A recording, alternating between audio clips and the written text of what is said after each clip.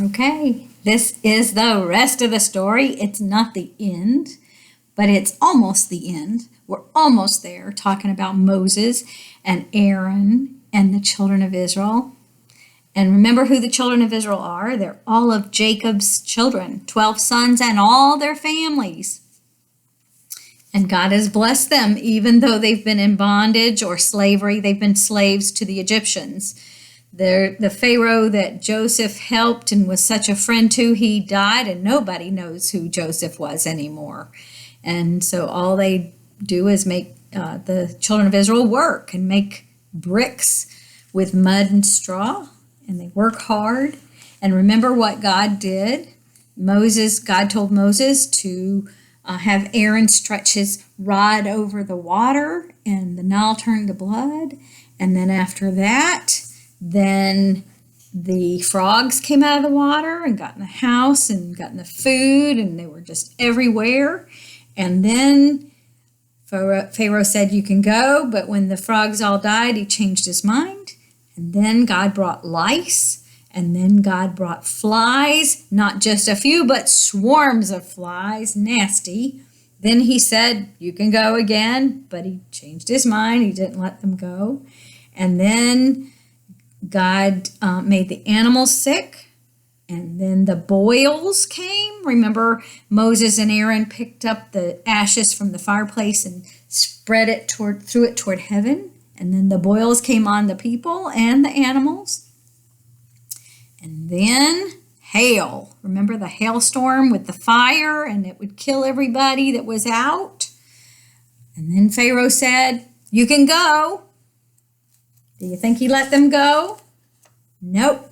He changed his mind again. And what happened after the hail? Well, Moses and Aaron tell Pharaoh that he's going to send locusts.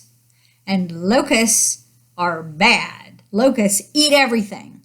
And they're in swarms too. And they eat everything. And it said there would not be anything left. Remember, the hail destroyed a lot of their plants, their food outside, but all the new stuff that was coming up, the baby stuff, it didn't kill. Well, the locust is going to kill everything. Every bit of food. The locust will come in the house. The locust will get there won't be anything green left on the trees. Everything green will be eaten by these locusts. And then the Pharaoh said, "Yes, you can go." He said, "Yes, only the men can go."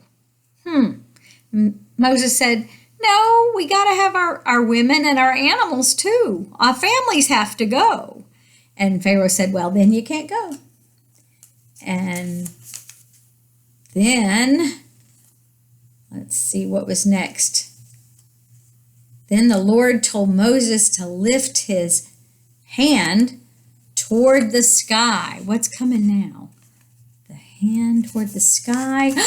Oh my goodness. Darkness fell. Darkness over the whole land. You couldn't even see in front of your eyes. 3 days of darkness. And the Pharaoh said, okay, everybody can go. But the animals has to stay. And Moses said, "Nope, we need our animals because our animals are what we're going to sacrifice to our God, and we have to take them all because we don't know which animals to sacrifice until God tells us which ones." Well, Pharaoh got angry and he said, "Okay, nobody can go." And then Pharaoh said, "Go away. I never want to see you again." And he didn't mean you can go. He just meant, "Moses, get out of here." So then God tells Moses, "I got one more thing, one more trouble for Egypt. But the people have to get prepared first, because when Pharaoh says you can go, it will be fast, and you will need to get out of town quick." So he told all the he told all the Israelites to go to their Egyptian friends and ask them for gold and silver and fine raiment. And God gave the Egyptians a soft heart toward the Israelites. And they gave them everything. They gave them silver, and they gave them gold, and they gave them fine clothing to take with them on their journey. And I'm going to stop here because the next part is really exciting. Now, the one more trouble, I do want to tell you what the one more trouble is, because Moses warns the Pharaoh what the trouble is going to be. And the trouble is, God said, I am going to travel through the whole land of Egypt. I'm going to travel through, and every firstborn will die. The firstborn of the king, the firstborn of even the servants, the firstborn of even the animals. Now remember what we said, that who the firstborn is? The firstborn is the first child. Remember I said I'm the firstborn of my parents, and each of my parents is the firstborn of their parents. And for my children, the firstborn was, well, my firstborn was Michelle. Mike was the firstborn for his dad. And the firstborn for Michelle and Stephen was Jacob.